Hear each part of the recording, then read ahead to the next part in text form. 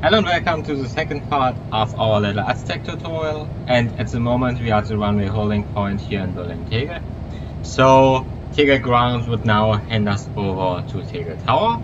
So we go to our radio, switch the frequency to the tower frequency and put a Bremen radar into standby, as this would be the next frequency we need.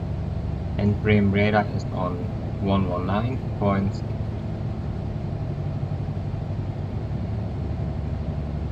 So we put this in the box, then we would get our takeoff clearance, we will set our clock down here, so we have at the moment it's standing at UTC. By pressing this button we can switch to local time, by pressing it again we switch to flight time, and by pressing the other button we now stop the minutes for our pilot log. Then we look at our flaps setting. For takeoff they should be normally one notch down. I mean, this is a really long runway, so that wouldn't be totally necessary, but usually it is. Then we would control our trim setting, and for takeoff our rudder trim should be in the neutral position as it is, and our elevator trim should be somewhere within this white arc, depending on the load and balance of our aircraft. So everything's fine here as well. Then we go between our seats and verify that the cowl flaps are open. And the reason for this is that we have air-cooled engines, and when we open the cowl flaps we increase the airflow and therefore maintain proper engine cooling, what can be quite difficult when your engine is at max RPM like on takeoff, but the airflow is still very weak because of the low airspeed. So you open the flaps, increase the airflow, and still have a proper engine cooling takeoff. On a very cold day you probably wouldn't have to do this, but the ATIS told us we have 15 degrees outside, so it's reasonably warm, and we just ignore all the snow scenery is presenting us. That's simulator magic. But yeah, then we would switch our taxi lights off, the landing lights on. We take a short look at our instruments, everything's looking fine there. Everything's looking fine there as well, we can hide the yoke. Then we verify that the prop controls are fully forward, that the mixture controls are fully forward. And then we put the electric fuel pumps on, so that in case our normal fuel pumps fail, the electric ones can take over immediately. Then we check our approach path, and I can't see an aircraft here. Also, there was nothing on the radio. The runway is clear as well, and one air was already waiting for us, so it's time to go. Just advance the throttle a bit, and now we roll onto the runway.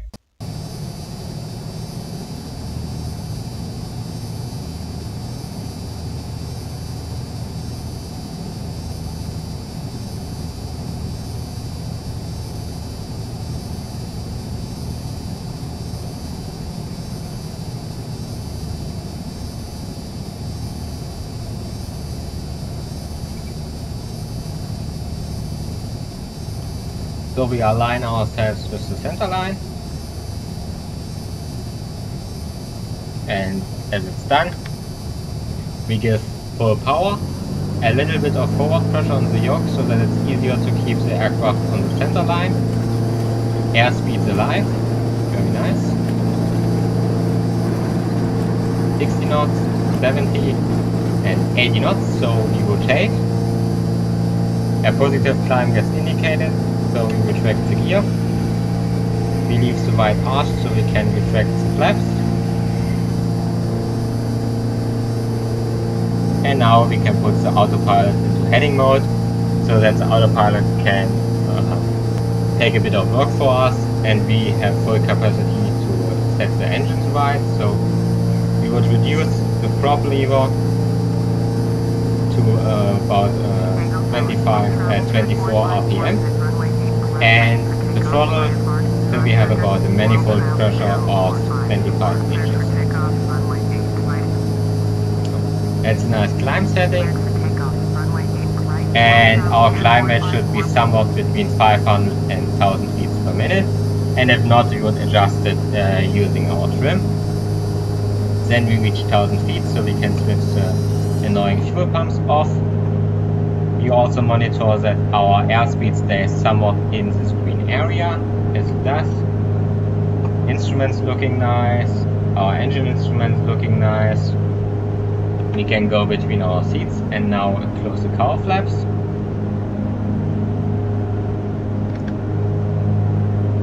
And now we have about 2000 feet to go. Monitor the traffic around us, nothing there. Very nice. Everything's looking fine here. And you see now our navigation instruments are coming alive, so the nav flag is away and the needle moved outwards. And what we can do now is check if we have chosen the right VFR. So the first hint is this identifier, and the second one, and the important one, is we switch nav 1 to beaker and listen to the Morse code. And this tells us which VFR station we receive and that the VFR station is in service. So when you hear this Morse code and it's compliant with the VFR you want to fly in, you know you can trust your navigation instruments. Now we have about 100 feet to go to our cruise altitude, so we prepare to lower the nose. Now as we reach 3000, we put the autopilot in altitude hold, and now the aircraft will hold the altitude and trim itself, and we have more capacity to monitor the traffic and our instruments. And the first thing we want to do is set climb thrust, so we reduce the prop to about 2200 RPM and the throttle to about 22 inches of manifold pressure. And this should keep our airspeed about 140 knots. And we'll take a short look at our GPS. And now we are at this blue dotted line. That means we're leaving the tower controlled area and switch to frame radar. And the next thing we want to do is we want to lean our engine. And the problem with engines is that at altitude the air is less dense, and so you have less oxygen molecules in the air, and so the mixture in the combustion chamber is too much fuel for too less oxygen. And this is firstly very wasteful because some of the fuel doesn't get burned and we just blow it out of the engine. Second of all, it's not good for the environment either. And third of all, it's also not good for our engine because if there's excess fuel, our spark plugs can foul. And to solve this problem, we lean the mixture so that we just reduce the fuel going to the combustion chamber, so that we then have a good fuel oxygen mix again. And to do this, we take our mixture levers and pull it towards lean. And while we're doing it, we monitor our EGT gauge. And you will see that as I lower the mixture lever, the EGT is rising. And right about there, it reaches its peak. And when it reaches its peak, we put the mixture lever a slightly bit forward again. And this is where we have leaned the engine. And now the fuel oxygen mixture is perfect again. And the way that works is that the excess fuel that doesn't get burned acts as coolant for the exhaust gas. And by taking this excess fuel away, the exhaust gas temperature rises. And while we're doing it, we also closely monitor that the exhaust gas temperature doesn't get too crazy hot.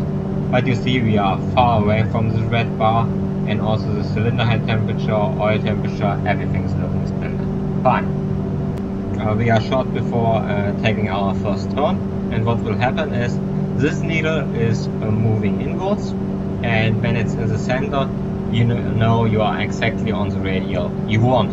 And the same with the VFR indicator. This moves inwards, and when it's in the center, you know you are on the radial. The added value of the HSI is that this works like a track up map, so we know the radial is in front of us and we will intercept it at about this angle. And this is an information you don't get by the VOR indicator. The VOR just says like, we are right off the radio. And so we now wait till the needle moves, and then we took the heading select out of the autopilot and turn. And you see this little arrow here, or here. This is telling us that we are flying towards the VOR, and when we fly away from the VOR, it points in the other direction, or is in this direction here. And we have the VOR DME, so we have also the distance information, and it tells us that we are about 60 nautical miles away from the VOR. The needle starts moving inwards now, so we put the autopilot off, or at least the heading select, and now start gently our turn to the left. Right, sorry.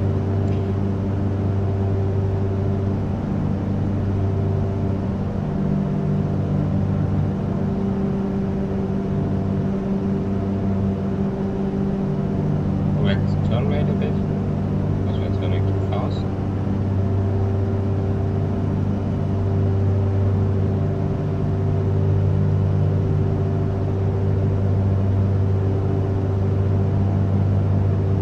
Now we are 2 degrees off our desired radial.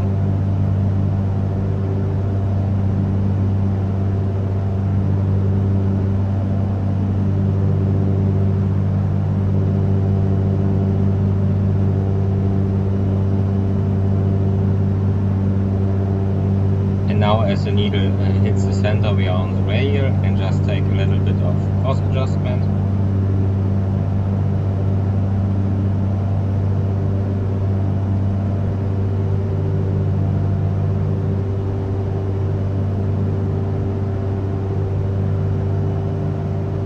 And now we let off again. Very nice. We are on the new course, so now we can take the heading back and set it to 150. And again, let the autopilot do the work for us. He makes a little adjustment now till he figures out that we were already at 150 degrees.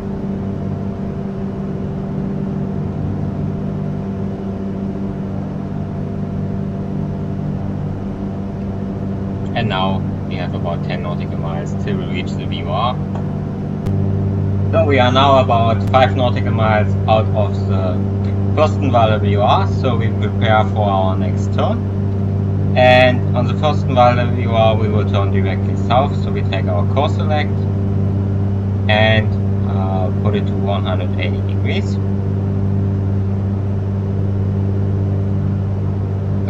Like about there. And you see now desired vehicle is in front of us, and we will intercept it at about this angle, and we use the nav2 radio and the VOR indicator to stay in our current course. And what you will see as we are coming closer to the VOR, this needle will move outwards, and it's perfectly normal because this indication is in degree, and one notch here is 2 degrees off the radio, and when we are very close to the VOR, 2 degrees off is probably only around a meter, and this really doesn't matter in navigation. About 20-40 miles outwards of the VOR, the same 2 degrees off the radial is probably several hundred meters or even some nautical miles, and this definitely matters. So close to the VOR, we don't have to pay so much attention to this needle, and directly over the VOR, this indication is so messy that we can't receive a clear signal, and you may see that this moves inwards again and the nav flag appears, so telling us we can't use the information at the moment. And we are about under a mile now out of the VOR. So this needle should move any minute now, and half a mile away we start our turn.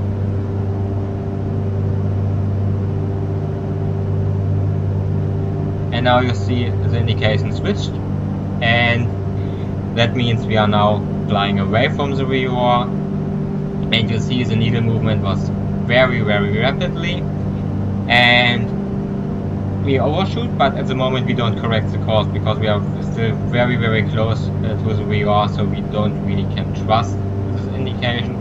And we will wait about 1.5–2 miles till we start our correction, so that we have a reliable readout. And you see, just because of we are going away from the VOR, this needle comes now closer to the center. And we set our VOR indicator now also to the new course, directly to the south. 180 degrees. About there. And now we are a bit more than 2 nautical miles away, so we correct our course.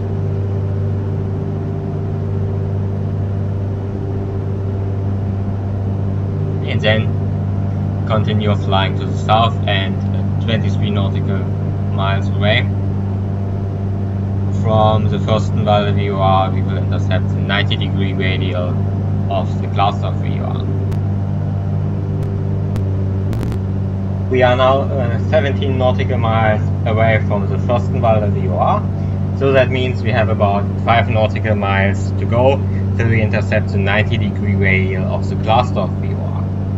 So we will now use the time to prepare for our turn, and the first thing to do is we want to intercept the 90-degree radial of the cluster VOR. So we take our nav1 radio and switch it to the cluster VOR and set the new course directly to the west.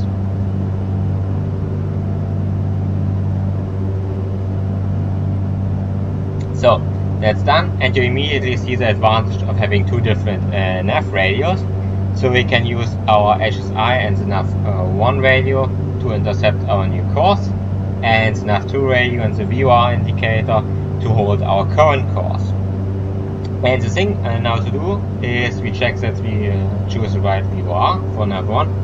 First thing, we see the identifier KLF for cluster VOR, and we put nav1 on speaker to listen to the Morse code and verify that the station is active.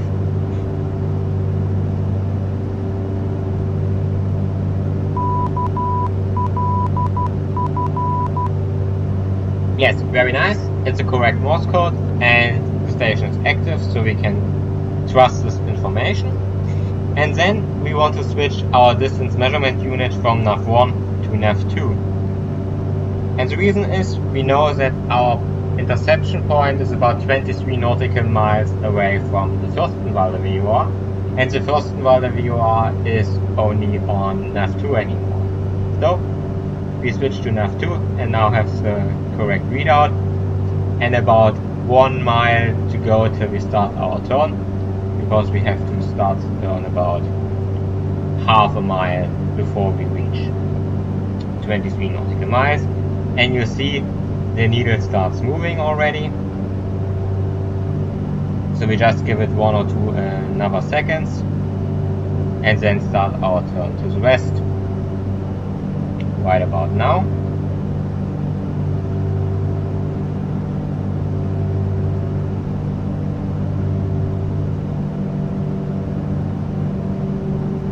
Don't turn so fast.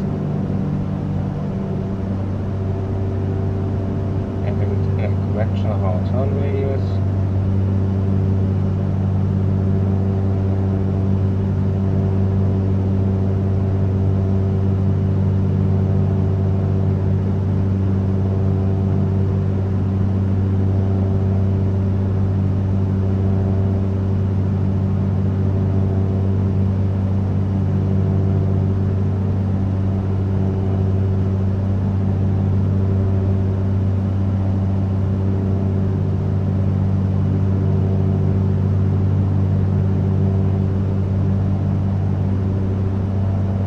So now we turn finally on course, and in the meantime we can switch our nav2 radio to the cluster VOR as well, the 115.15, and set the course directly to the west,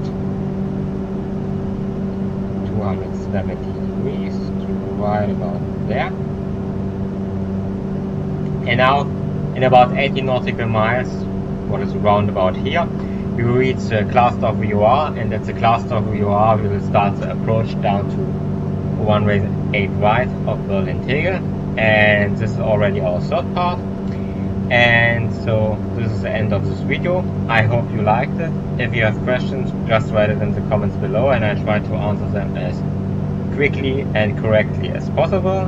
And thanks a lot for watching. See you at the next part, and bye bye.